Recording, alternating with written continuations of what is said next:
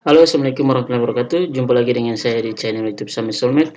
Di kesempatan kali ini saya akan menjelaskan mengenai dengan buku Storting. Jadi bagaimana caranya kita memindahkan saldo yang dari buku angsuran ke Storting, lalu pemindahan saldo dari buku angsuran ke buku 2 dan seterusnya. Karena di video sebelumnya ada yang belum memahami tentang buku Storting. Jadi di sini saya menjelaskan lebih terperinci lagi.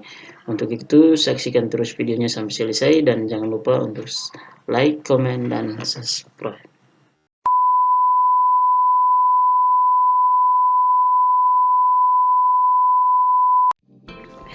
Ya, jadi di sini saya akan jelaskan, yaitu pertama ada buku Storting.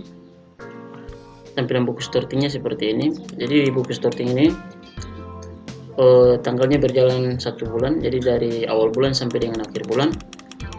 Lalu yang berikutnya ada buku angsuran. Lembaran buku angsurannya ini terdiri dari 2 folio, yaitu folio A dan folio B. Lalu yang berikutnya ada lagi dari angsuran, nantinya dia berpindah pada calon macet. Jadi tampilan calon macetnya seperti ini. Ya, seperti ini. Jadi untuk diketahui bahwa untuk lembaran buku angsuran, pada saat kita lakukan penropan di awal bulan, nantinya dia berjalan sampai dengan kurang lebih 45 hari.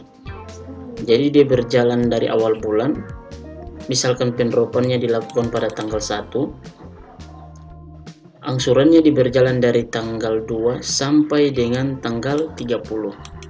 Seperti ini. Jadi dia berjalan sampai dengan tanggal 30. Ya, seperti ini ya. Jika nantinya sampai dengan tanggal 30 ada lagi nasabah yang belum lunas, maka dia berjalan lagi ditambah dengan pertengahan bulan, yaitu 15 hari, jadi kurang lebih 45 hari. Untuk angsuran dan saldo ini hasil daripada pembayaran angsurannya dikurangi dengan saldo awal atau pinjaman baru yang besar pinjaman ini, dikurangi dengan besar pinjaman. Besar pinjaman ini didapat dari pinjaman dikalikan dengan 120%. Jadi misalkan di sini nasabahnya pinjam 500.000, maka hasil di sini adalah 600.000, seperti itu. Yang berikutnya, hasil daripada pengurangan angsuran dari besar pinjaman ditaruh pada kolom saldo. Dia berjalan lagi pertengahan bulan, jadi sampai dengan tanggal 15. Namun pada saat tanggal 30 ini nantinya diadakan tutup buku. Jadi angsuran ini itu artinya tutup buku. Tutup buku ini nantinya kita patokan pada buku Storting. Jadi Storting adalah jadi patokan. Nah, ini adalah saldo daripada angsuran yang pembayaran tiap hari dipindahkan pada kolom Storting. Untuk mengetahui jumlah daripada Storting, seperti itu. Jadi untuk mengetahui jumlah daripada Storting, pembayaran ini dijumlahkan. Jadi misalkan ada 2 folio, dijumlahkan, ini adalah Storting, seperti itu. Lalu pembayaran untuk angsuran saldonya dipindahkan pada Storting sampai dengan tanggal 30. Nah, sampai pada tanggal 30 dihitung lagi pembayarannya dari tanggal 2 sampai dengan tanggal 30, ditaruh pada kolom angsuran, lalu dikurangi dengan pinjaman baru. atau saldo awal, ya pinjaman baru, dikurangi dengan ini, ditaruh pada kolom saldo akhir. Begitu pula untuk folio B, ini adalah folio B. Jadi folio B ini saya buat penropan untuk pertengahan bulan ke atas. Jadi penropannya pada tanggal 16. Jadi untuk penropan dari tanggal 16 sampai dengan akhir bulan itu berjalannya 15 hari sampai dengan akhir bulan, lalu ditutup lagi, lalu untuk berikutnya berjalan dari tanggal 1 sampai dengan tanggal 30. Itu kalau penropannya di atas tanggal 16, seperti itu ya. Tapi kalau penropannya di awal bulan, dia berjalan 30 hari tutup buku, lalu ditambah lagi dengan 15 hari. Kalau penropannya dari tanggal 16 pertengahan bulan ke atas, dia berjalan sampai dengan tanggal 30 kurang lebih 15 hari, lalu ditambah dengan 30 hari, seperti itu ya. Jadi langkah awal ketika teman-teman melakukan tutup buku untuk akhir bulan, yang pertama teman-teman boleh menjumlahkan untuk saldonya dari awal bulan sampai dengan akhir bulan pada buku sorting, karena nantinya buku sorting ini adalah jadikan patokan untuk tutup buku pada buku angsuran. Hasilnya ditaruh pada kolom angsuran, lalu dikurangi dengan saldo awal, atau pinjaman baru. Hasilnya ditaruh pada kolom saldo akhir di akhir bulan, karena tutup bukunya untuk akhir bulan, jadi saldonya ditaruh pada kolom akhir bulan.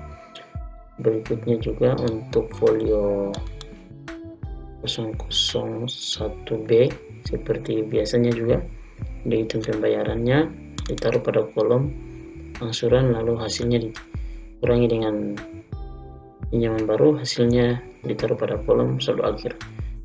Lalu yang berikutnya dijumlahkan dari atas, hasilnya ditaruh pada kolom jumlah saldo akhir yang di bawah. Jadi saldo akhir di bulan Juni ini nantinya dia jadi saldo awal di bulan depan. Jadi dia jadi saldo awal di bulan Juli, seperti ini. Inilah adalah saldo akhir di bulan Juni. Nantinya dia berpindah untuk bulan Juli, dia jadi saldo awal, seperti itu. Setelah sorting, teman-teman mengerjakan buku angsuran, patokan pada sorting, penjumlahannya sampai dengan akhir bulan, hasilnya dicocokkan dengan sorting. Jadi saldo akhir di angsuran untuk folio A harusnya dia cocok dengan sorting. Ini saldo akhirnya. Lalu yang berikutnya untuk folio B, saldo akhirnya 3525, dia harus cocok dengan di sorting. Setelah itu dijumlahkan, maka didapat hasil 3.890 menjadi saldo akhir di bulan Juni, dan dia jadi saldo awal di bulan Juli. Ya, seperti ini saldo awalnya. Lalu seperti biasa pembayaran dilakukan, diisi pada kolom angsuran mulai dari tanggal 1 dan seterusnya. Ini juga tanggal 1 dan seterusnya ditaruh pada kolom bulan Juli untuk tanggal 1 pembayarannya. Hasilnya dijumlahkan, maka didapat jumlah sorting. Lalu yang berikutnya, jika nantinya setelah awal bulan berjalan sampai dengan pertengahan bulan, untuk folio A, jika ada nasabah yang belum lunas seperti ini, maka pada tanggal 15 kita adakan tutup buku untuk pertengahan bulan, patokan pada starting. Jadi seperti ini, tutup buku untuk pertengahan bulan,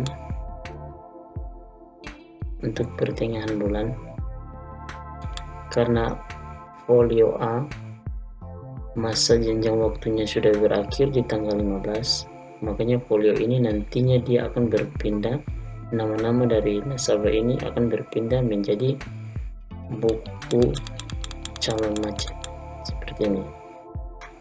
Namun sebelum itu kita jumlahkan dulu pada starting. Jumlahkan saldo yang masa waktunya sudah habis pada kolom starting, hasilnya ditaruh pada kolom pertengahan bulan karena bukunya untuk pertengahan bulan.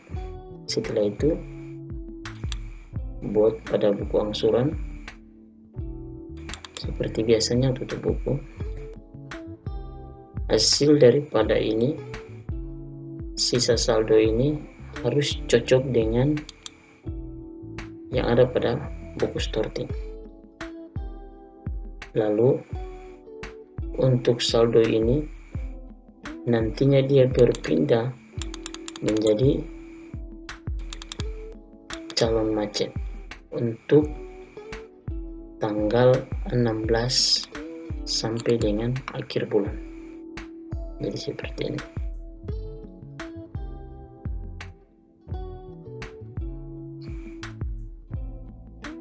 Jadi ini tampilan untuk angsurannya. Kita kembali ke tampilan starting, kita kembali ke angsuran. Nama-nama yang tidak lunas pada buku angsuran ini ada sekitar 1, 2, 3, 4, akan dia berpindah pada buku calon macet. Jadi buku calon macetnya ya seperti ini. Buku calon macet edisi 16 Juli sampai dengan 29 Juli. Nama, tanggal penerapannya, lalu ada nomor pinjaman anggota, besar pinjaman, target per hari, sama saldo.